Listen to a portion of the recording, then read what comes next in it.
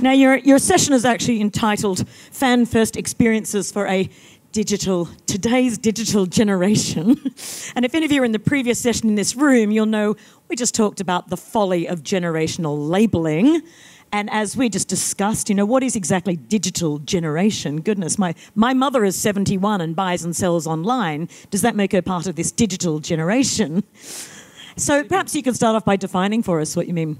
So I think when we look at any audience group or anybody as a humanity, and when we try to classify them into how they behave, how they interact with different media or different social or cultural values at that point of time, and that's where the classification or the generations come in.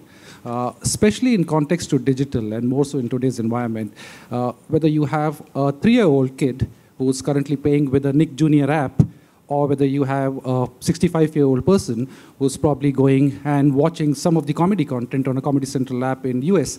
So everybody is consuming digital. So I don't think there's a digital generation. At the same point of time, the reason why certain labeling is done because they want to classify a certain mindset, which is what we call the bullseye target audience, and that's why you probably call them the digital generation, yeah.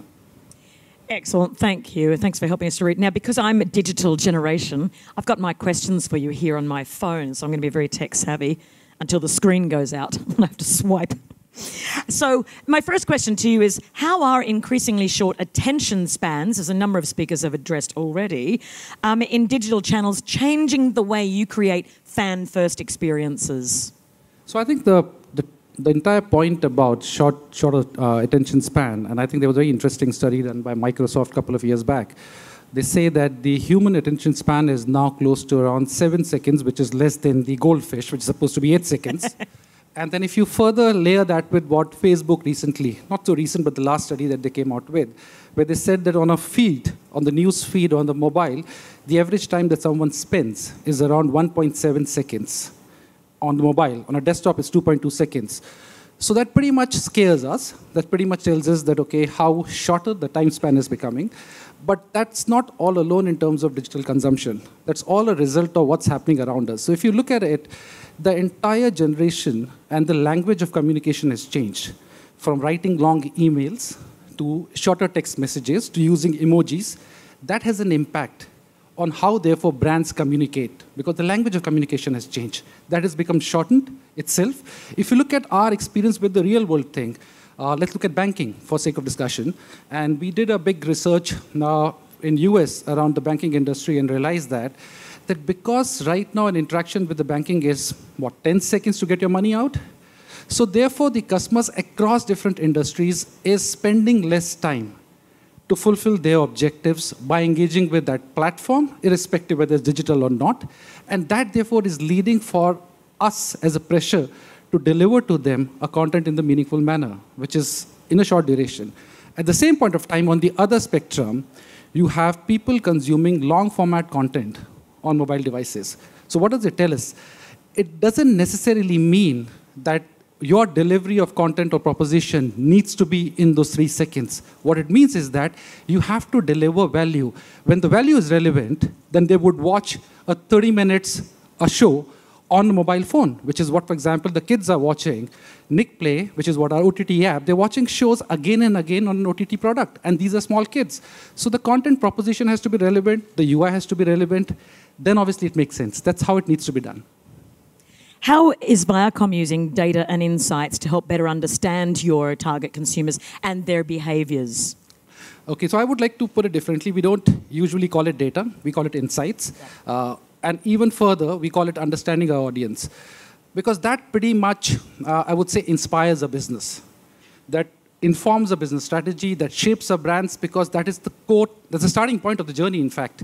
And at Viacom, last year, to give you an idea about that, we spoke to around 1.2 million kids, youths, and families across the globe.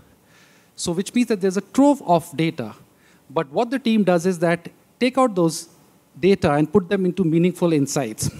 To give you a spectrum of what those insights could be. So let's take our research, and therefore the insight that we get, that a 22-year-old kid who's going to a music event, and they would rate the F&B experience as an important element of the movie, of the music concert experience.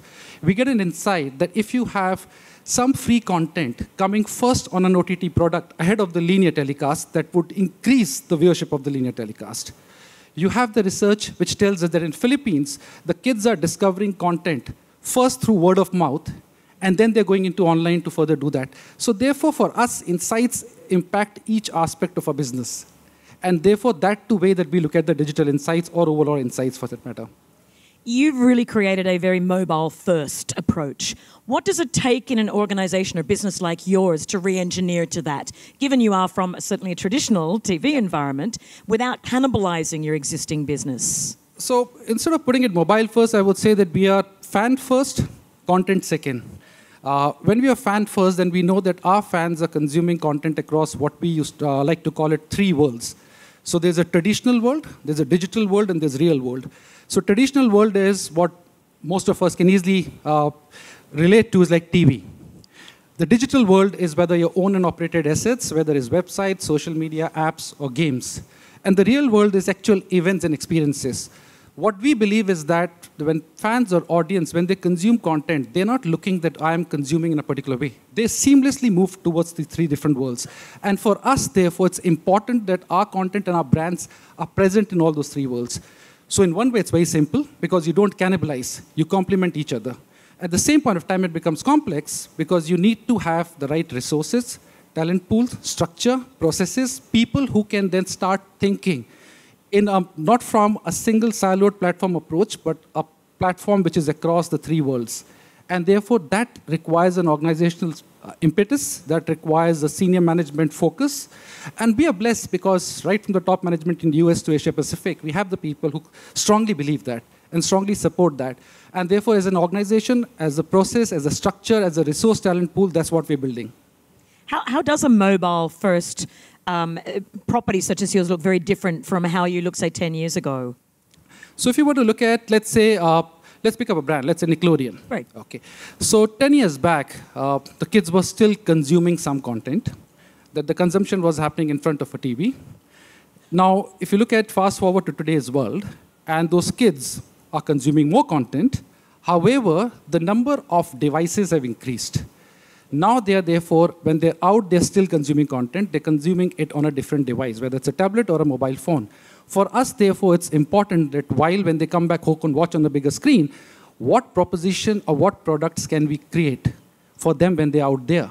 So do we therefore get our SpongeBob franchise and put this in a game so that they can play with? Or do we put our Nick OTT product, which is Nick Play, to get them to see the short-form content or long-form content when they're sitting in restaurant? A brand like yours thrives on lots of partnerships, obviously, and you mentioned some of the properties and some of the partnerships they've been involved in. Tell us a little bit about your partnership strategy and how that's really helped to, how you do that at the same time still stay very mobile first when your partners may not necessarily be so. Stu, I think partnership is critical for everything, whether it's a marriage or a relationship with a business partner. To give you a holistic answer, if I can just ask for the first slide to be put, because I just want to put the things in perspective. Yeah.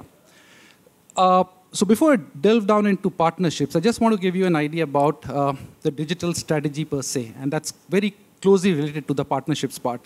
So when we look at digital, the first thing that comes into people's mind is digital marketing or digital campaigns.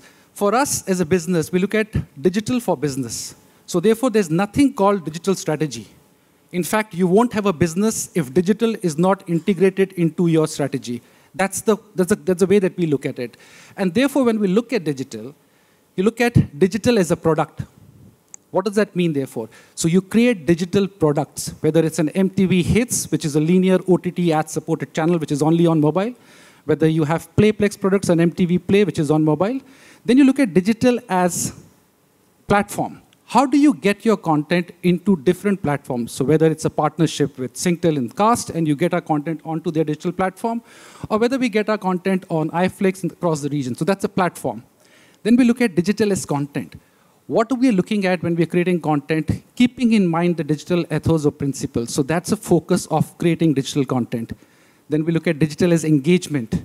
how can we best utilize the various channels, digital, and digital over here, keep in mind, is not social media. It's far bigger than that. So how can we use digital for engagement? And digital, finally, for the branded solutions. So there are partners that we work with, that what can we create for them to tell their brand story through a content which is more compelling, which is more inclusive, which therefore is more effective using the digital platform. So therefore, in the scope of digital, when you look at partnerships now, so let's take an example of partnerships with an aim to distribute the content or increase, let's say, increase the reach or increase the sampling. So for example, we partnered with Facebook 2 years back with our event in Manila, MTV Music Evolution, where we said that while the event takes place, which will be watched by 25,000 people that night, and later by a couple of million people, or more than that on the TV show, can we expand the reach that night itself? So we, along with Facebook, we created Facebook Live, which therefore was able to, right at the time when the event was happening, to reach out to. In fact, before even the first singer came on the stage, we had a reach of 22 millions by Facebook Live bites, which we have created with them. So that's when you're looking at digital as sampling or digital as reach. When we look at digital as, say, viewership generator. So we partnered with Twitter. In fact, we used Twitter, and we said that, okay, how can we get digital and linear or traditional world work together? So therefore, when the show was going on, how people were able to vote using Twitter. And that increased our ratings by around 200%. And that's the numbers which was mind-blowing for obvious reasons. Then we look at digital as content creation. So we partnered with Musical.ly for one of our shows, MTV OK Dance OK. And we said that, okay, this is the generation, Musical.ly generation, younger crowd, who obviously are creating content. How can we use them to create content for the show, which engages them, plus it comes back on the linear television? So therefore, partnerships are important, but we have to look at partnership with what's the end objective. Is it the partnership of product? Is it the partnership of reach? Is it the partnership of content creation? And therefore, that's how we look at partnerships, which is very core to our business. Excellent. And tell us, bring it now back to Asia. You're focused on Southeast Asia. What role does Asia play in your strategy? And have you had, because you've had some partnerships that have started in Asia as well. Tell us a little bit about your Asia strategy. So Asia is definitely a very important piece in the entire Viacom business for various reasons, that because of its sheer size, its diversity. At the same point of time, Asia is also very complex because it's not a homogeneous market. If you look at it within Southeast Asia, we have close to around 650 million thereabouts people, and you have 16 different countries, and the English language comprehension from 60 to 70% in Singapore to goes to 3 or 4% in Indonesia. And each market has different sensitivities with regards to content, with regards to regulations, with regards to content compliance. So when we look at our Asia strategy, it cannot be, while the larger vision of philosophy is unified, but the strategy has to be very market specific. What we have been able to do, which have been Asia first for Viacom in a couple of areas. So in the real world area, we have created MTV event franchises, which have become global event franchises, but they started from Asia. Asia also was one of the first country where we tied up with a telecom partner to distribute our Play products or our OTT products, which was again the very first for Viacom. Asia is also the market where we created some short-form content for Nick, which went on to go into the international market. So yeah, Asia continues to be extremely important. Which countries in particular? So Philippines is the one with the example of, which I gave about Manila, with MTV Music Evolution. Indonesia is where we were launching with the Telkomsel, Nick Play product. I see. We launched Nick Play with Singapore, with Singtel. Yeah.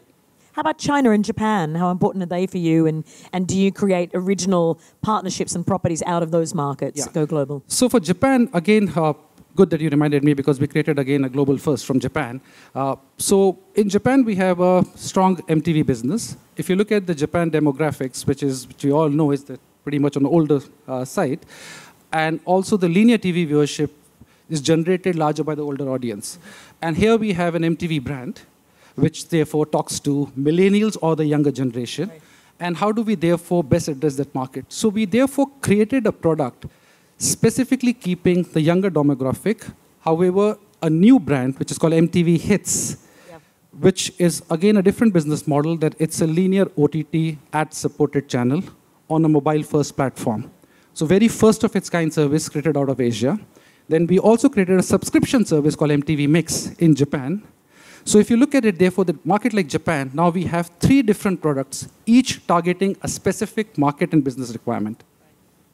Let's look at some other brands. We've talked a lot about Viacom strategy. Who else do you think, and which brands do you look at as being leaders in fan-first experiences, and why? Interesting one. Some of the things which immediately are the brands which come into mind, not in any order of priority. I think closer home, Scoot is doing a good job.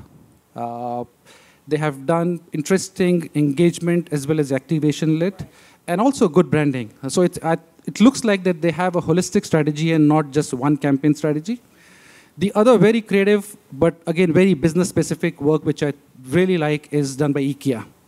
I don't know if any one of you have seen the IKEA, the catalog campaign. The new catalog that everyone campaign. waits for every year. Yeah, which this girl remembers the entire thing. That's right, yeah. So again, that's a superb creative idea addressing a specific business need. So these 2 immediately stand out for me, yeah. Excellent. And are there any that you look at that perhaps haven't been so successful that you also learn from? Okay, so that's a difficult one to answer here without saying the names, which I can't say the names. There are many of them, though. Of course. I'm sure from no one in this room, though.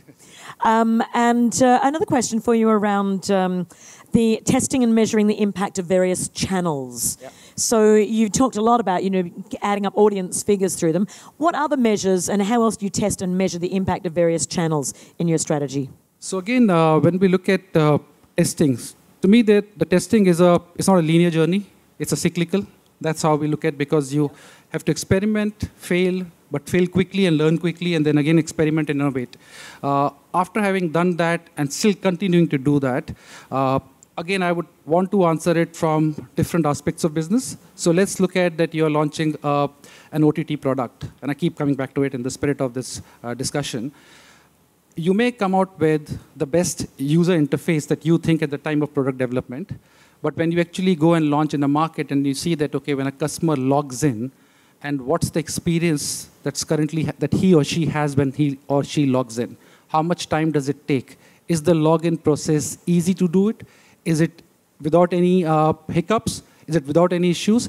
So then you learn that. And we have learned it hard way. But the point is that you're willing to learn it and then improvise and change that thing. If you look at it from a purely on a linear TV side, when you break a new TV program, and if you're only relying it from a communication perspective, which is using just the linear or the traditional world, then you're not able to fully assess the impact, or sometimes it fails. But at the same point of time, on the positive side, which I mentioned earlier, we created a live feed with a property like Twitter. And then we saw that, okay, first time it didn't work. Second time, we improved upon certain things that we realized that were not, which were more technology-led as against the user interface-led. So that to us is a continuous process. But the thing is that more often than not, irrespective of the best plans, it's likely that it may not go the right way. However, the best strategy is that learn from the failures of others, learn from the failures that you have, and then quickly improvise. At the same time, equally important is that when you have a great success, learn from it. Because many a times, a great content that we put on MTV, on the team would have put on, let's say, Facebook, and that would have generated huge amount of views. You should ask that what is it that led to the great growth? Is it because the platform is so strong? Is it because that content piece was done on a particular day? And it because that something was also trending at that point of time and they all worked. So that's the way that we look at both the success and the failures. You talked about measuring in terms of impressions and audience reach and so on. What about, as we're talking about fan-first experiences, how do you measure something? What kind of measures do you use to understand whether it's genuinely fan-first? And I'm thinking of things like brand love, loyalty to it, and so on. So let me answer it this way. And I was talking to someone a few weeks back, and we're talking and say that, okay, how the advertisers are currently buying media, how it has changed. And earlier today, I think there was one panel discussion when the highest spenders in the world of advertising, the panel was Unilever, P&G, L'Oreal. The guys who went, I would say, completely robotic and tech-specific way to buy media. And then we all know what happened after that. And today, interestingly, when I was in that listening to that panel, they all were talking that, okay, that's becoming too complex. Let's bring the brand love back. So what I see that the big focus which happened, and then the advertisers started to buy audience as against buying context. It's important to get audience, but when you buy audience, you lose context because then it's robots. Now, whose robot is more stronger than the other one? And that's where you miss out on the brand love. For us, therefore, when we work with one of the campaigns that we're doing with our partner called Project Aloft Star, where it's the fourth year, if I'm not wrong, in terms of stats, which obviously is our KPI, the number of people who actually sent in their entries to be in the fray to become the next singer or the music writer or the composer increased by 2 times. The number of people who voted for them increased 2 times. So that's great, but that's a measurable KPI. But at the same point of time, what is it doing for the Loft hotels? What is it doing that in terms of the content which comes out but tells the Loft story? So the way that we look at it, it's buying audience or getting you the audience, but giving you the context for the brands. When we spoke earlier today, you shared with me a lovely example of a very good fan-first experience around a new program in the music industry, searching for a next music star. Yep. Can you share that with the group? Yeah, so that was the Aloft Star one, which in fact came from our understanding of this generation, if I can say the younger generation, I won't say digital generations, consumption of media and what we can do for that. So if I can just show you the slide number 2, I just want to use that as a reference point. Okay, so if you look at it, we have different insights, and I think all of you, the advertisers or the agencies or the clients, we all have different research and insights which tells us what to do. We look at our brand campaigns, objectives. For us, the way that we look at it is that after getting all these insights, what is it that we can deliver as a benefit or a value to the fan? If you are able to get that, then any objective can be met. So it completely, therefore, changes the perspective of the entire ecosystem that we have, whether it's a salesperson, whether it's a content creator, to look at how can we enable our fans? And how can we do that? We can help them create. You can help them discover. So let's look at help them create. So help them create is something that we did for MTV brand. It was a couple of years back. We said that now any music fan who's currently shooting a cat video or is shooting a video of his brother or sister singing, now they can use that video, they can use that image, and they can put that in MTV logo, around MTV logo, upload it. In 24 hours, it will go on the linear channel. So you pretty much give the power of creation to the fan and bring it back for the larger number of people to see that, helping them discover. We think it's an extremely important point how we can get our audience, our fans, our customer base, help them discover based on what they're looking for. So in context of MTV, the team created a property called FanX. What it means is that the kids, they like to go to music concerts. Can we give them an experience where not only him or her, but he or she can invite 4 other friends, and then they cannot go to one concert, but they can go to 6 different concerts, and they get a chance to meet with the stars, the artists, and shoot the content, which again can go on MTV. So it's helping them discover something new. So Project Aloft Star was helping them achieve. This generation, this younger generation, wants to achieve and they want to show to the world that they have achieved something, was purely based on that. That how can we get this greenhorn young talent to display their base, display their talent, get them discovered, let people vote for them, and actually generate the content from them and showcase it on an MTV platform. It's a lovely example of one of my favorite sayings. I said brands all the time, is that people don't buy brands, they buy better versions of themselves. Yep. And that's exactly what you're enabling with that kind of fan-first experience. Speaking of videos, you have a video you want to share with us that puts all this in context. It pretty much gives the context of what various brands are doing, yeah. Shall we play the video?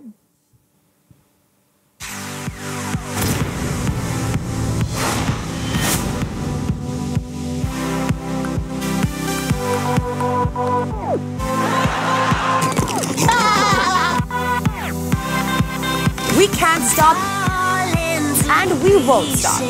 But I need this, yeah, I need this. It all makes sense.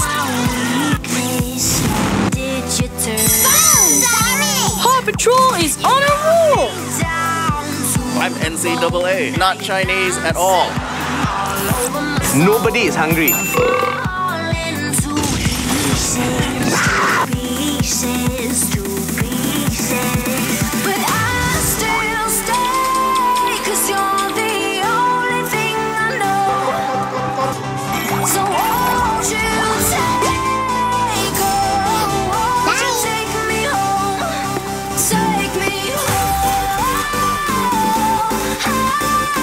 Asia Spotlight. artist.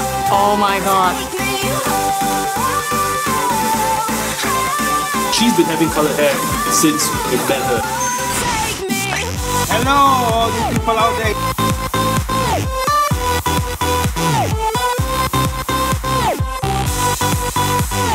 Hello, MTV Asia. I would go for kittens. Stop!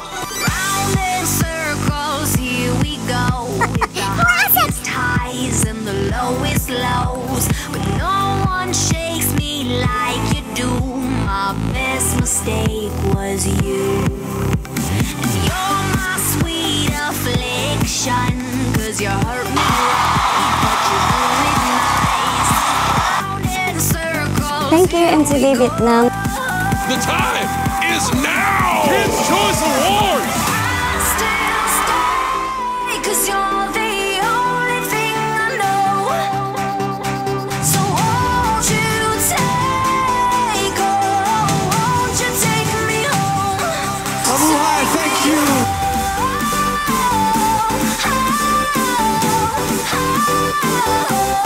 Take me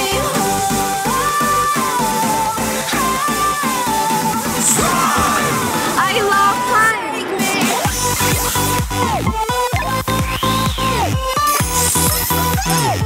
Oh, wow. That's nice. Ronnie Chang, everybody.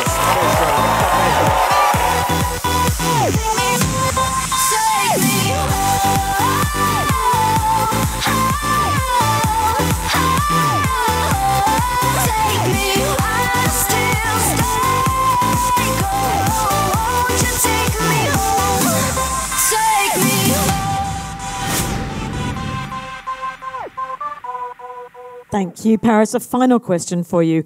I know that you're imagining the future and creating the future all the time. What do you think the fan-first experiences will look like in the next few years? How will they change from today? See, one of the things, again, we're just predicting and looking into the future as you quietly classified it. So if ever it goes wrong, I won't be proven wrong. What has happened, which we all know already, is that over the years, from one-to-many, which moved to one-to-one, and now it's going to one-to-micro movements.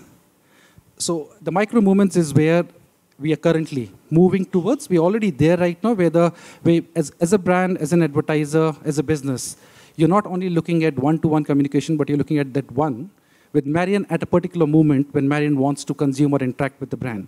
Now, at that point of time, what is the best solution that I can provide, the brand can provide, which gives you a benefit or enables you in some way? That would be the key thing. So at the point of time when somebody is booking on, let's say, Uber, and at that micro moment, what is that Uber is going to deliver which is more important or different from what Grab is doing and what ComfortDelGro is doing? That's going to be. And a lot of that will come from machine learning, that would come from AI. They definitely will play a huge role. But at the same point of time, as I mentioned earlier, it always has to be fan first, buying context, getting context. That will continue to remain. The world will not be run by robots as compared to many books which says that, but the human interface and putting that intelligence of giving that final benefit would be the key. Excellent. Thank you very much. Please thank Paris Sharma, Viacom. Thank you, Paris.